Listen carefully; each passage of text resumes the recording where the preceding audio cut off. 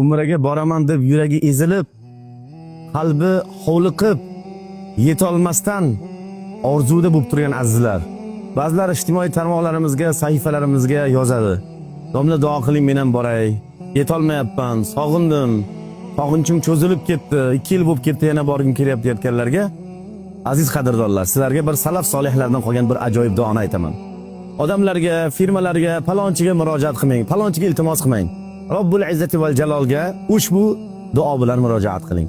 Labbayk Allohumma labbayk. Labbayk la sharika lak labbayk. Qala shawqi ilayk fa'ajjil qadami alayk.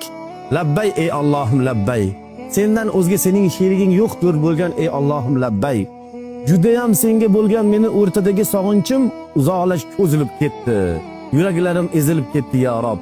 Meni tezroq fa'ajjil qadami alayk. Meni qadamimni tezroq o'zingni baytingga yetqiz. Allohning baytida borib labbayk Allohumma labbayk deyishni xohlaganlar, Ka'bani ko'rishni xohlaganlar, Ravzaga borib salom berishni xohlaganlar, ushbu duoni yodlab oling. Shu duoni sog'inganlarni, borishni xohlaganlarni, bora olmayotgan do'stlaringizga jo'natib qo'ying.